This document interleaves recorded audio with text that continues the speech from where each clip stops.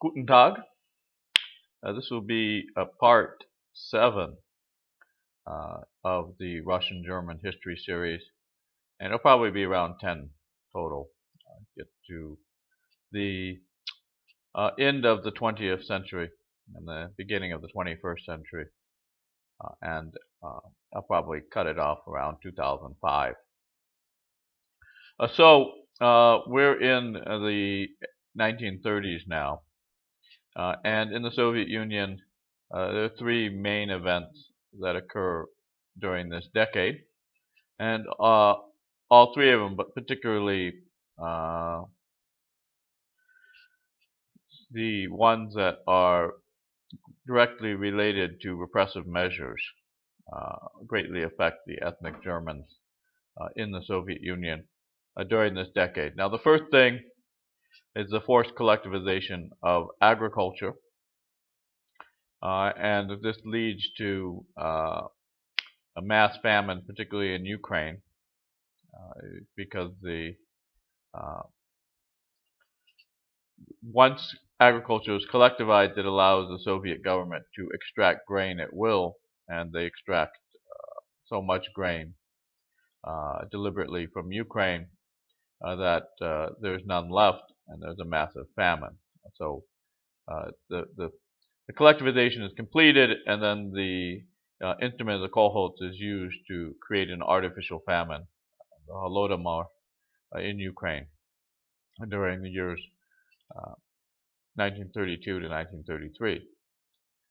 And the collectivization of agriculture itself is done to provide for an economic basis for industrialization.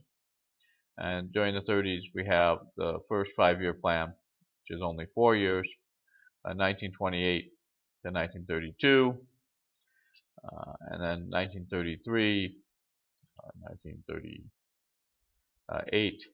But 1930, I'm not going to get too much into industrialization because it doesn't affect the population that we're dealing with here as much.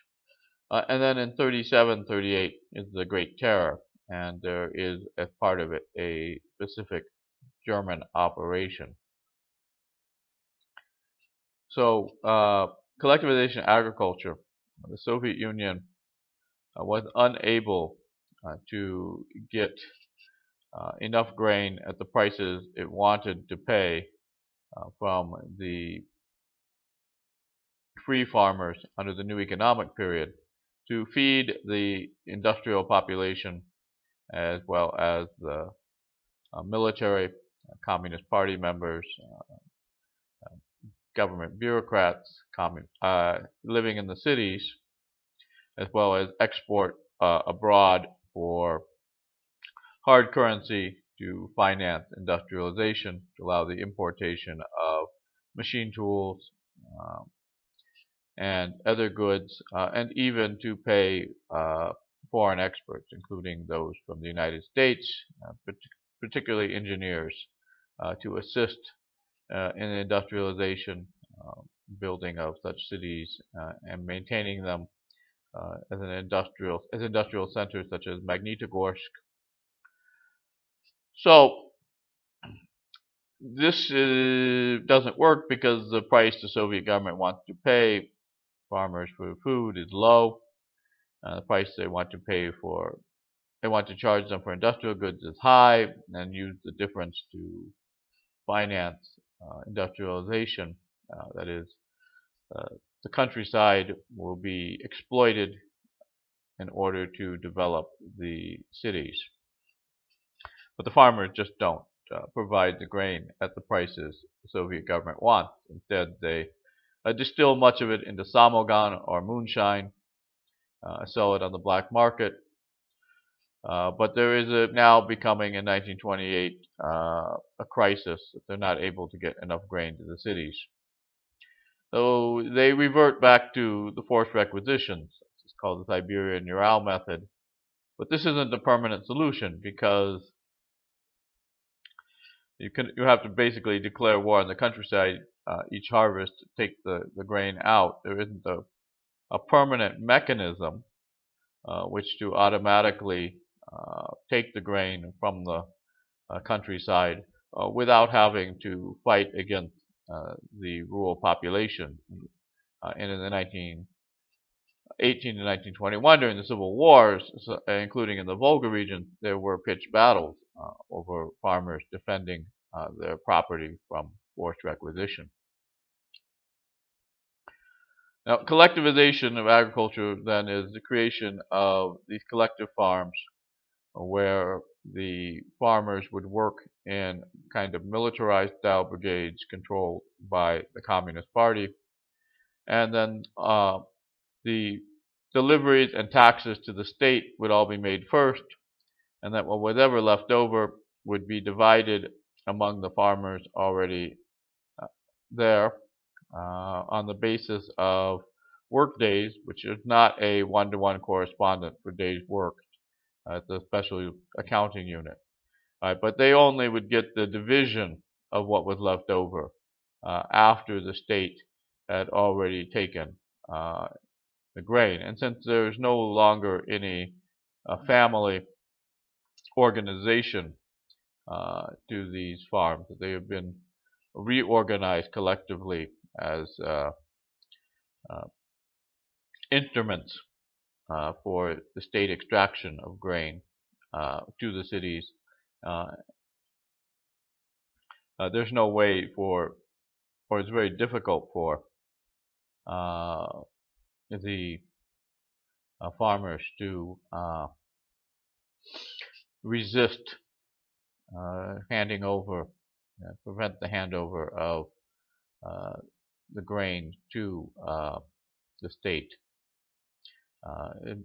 Now, attempts to do this, we'll see, in 1932, 1933, but it largely failed because the Soviet security apparatus is able to forcibly extract just about everything, and this is why there is a mass famine in Ukraine. Obviously, in total numbers, mostly Ukrainians dying, but a large number of Germans perish as well, and that's what we're going to be looking at in this video. So the way agriculture is collectivized is it is deemed that collectivization is opposed and blocked by the richest farmers, the so-called kulaks, and these people are ideologically opposed to giving up their property to the collective farms, land, livestock, agricultural implements. So it is deemed that if the kulaks are liquidated as a class, to quote Stalin, and forcibly removed from the countryside, that they can break resistance to the creation of collective farms and the ability of the state to have an instrument which gets primary access to agricultural production, and the farmers are just left to divide with the division of what is left over after the state takes what it wants or what it claims it needs. So this would allow us, of course, for taking enough grain from the countryside to theoretically support the urban population, which is growing, and to export to fund industrialization.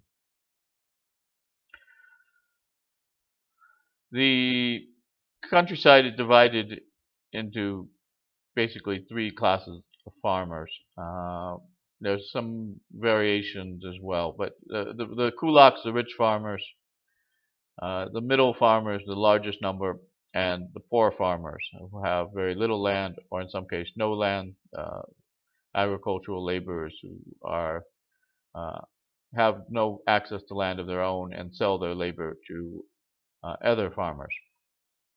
Now the very poor, the agricultural laborers that have no land, the batraki, those with very little land, the bednyaki, they voluntarily joined the collective farms because the material standard of living, they believe that it will increase because they will have access to greater compensation. The kulaks, people accused of being kulaks, are tried by troikas of 3 men, uh, and the very top number, about 20,000, are taken out and shot by the uh, OGPU, Unified Political State Political Apparatus, which is now the name of the Cheka, the Soviet security organ, so political police. Another 200,000 or so are sent to labor camps, mostly felling timber or mining gold up in the northeast in the Kalema camps around Magadan. And both of these commodities are exported for hard currency. I mean, gold is hard currency, so you can use it to pay directly for imports.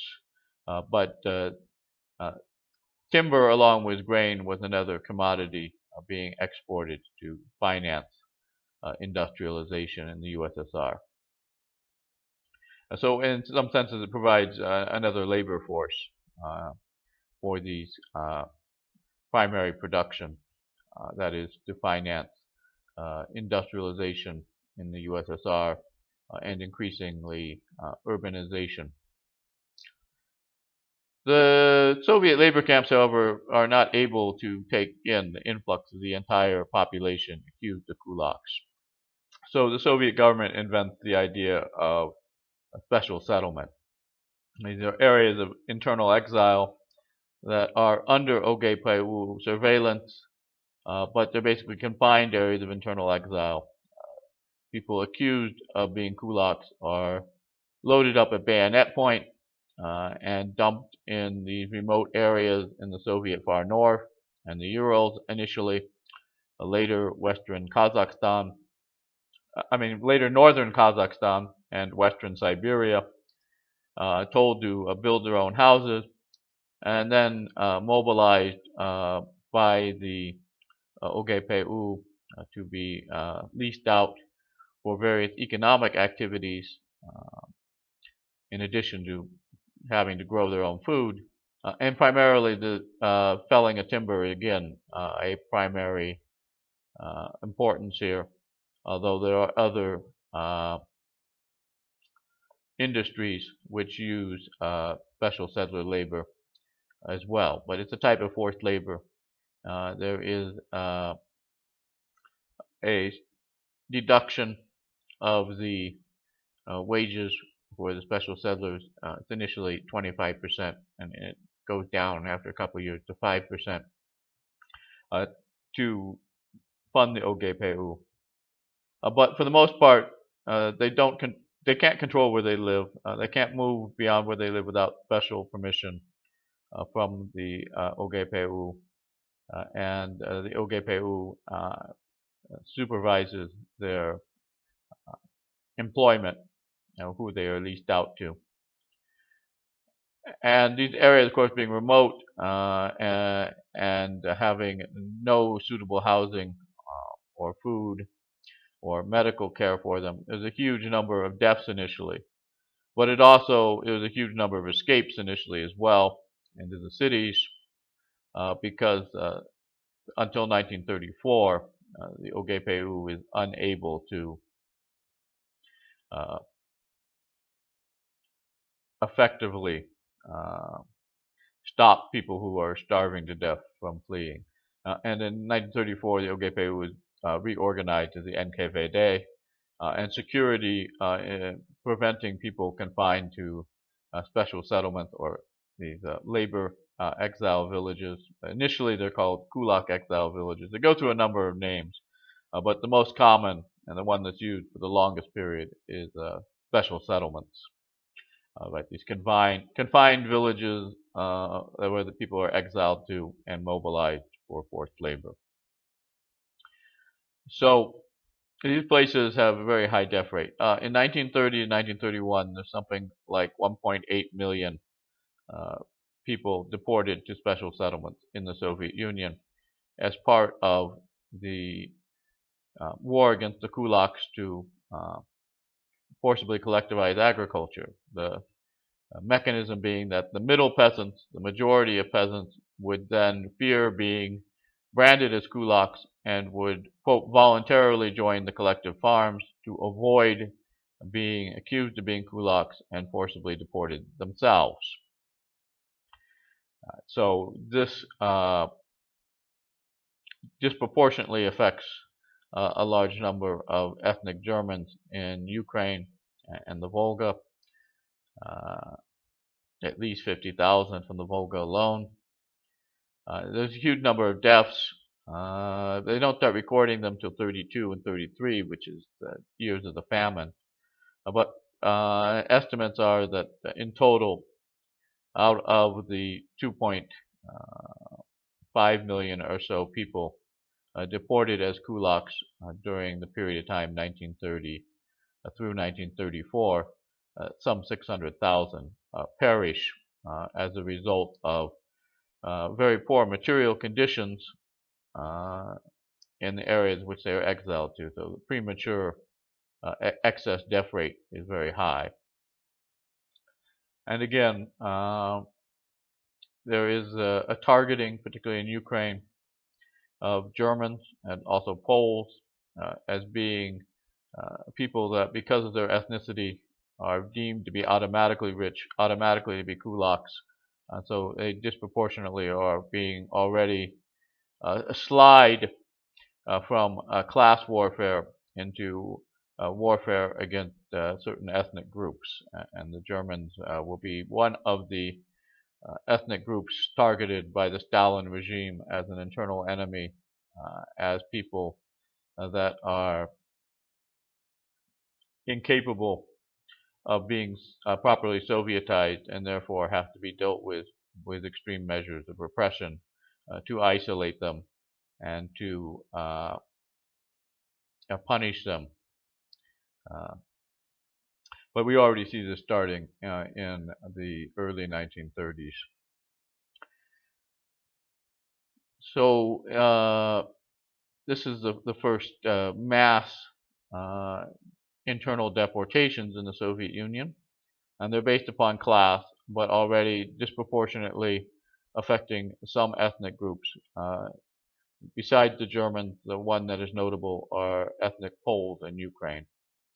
And this leads to hundreds of thousands of deaths in the areas of internal exile, a labor settlements, the special settlements, depending on specifically which years we're talking about.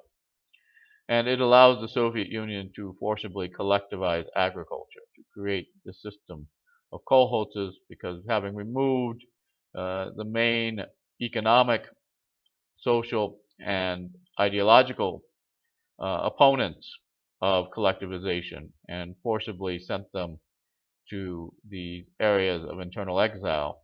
Yes. They quite literally did liquidate the kulaks as a class and removed them from areas like Ukraine, the Black Earth regions, the Volga, and were able to create a system of socialized agriculture where the government now controlled the growing and harvest and delivery of grain and other foodstuffs rather than it being in control of individual farmers. So the new economic period comes to an end, is abolished upon the basis of collectivized agriculture, which is, I said, to form the base for allowing industrialization, that is, provide for the extraction of resources, what is sometimes referred to in some of the literature, including by Lynn Viola, as internal colonization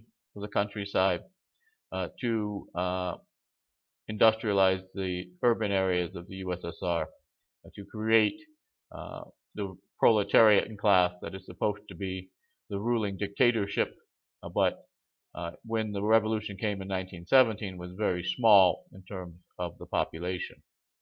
All right, so I'm running into almost 20 minutes here. So next time, it looks like it'll be a few more episodes than I initially anticipated. Next time we'll deal with the 1932-1933 famine, the Holodomor. It affects both the Volga region but particularly Ukraine, and also some other areas with German populations. But we'll probably focus mostly on the uh, ethnic Germans in Ukraine during the famine in 32 and 33. So, auf Wiedersehen.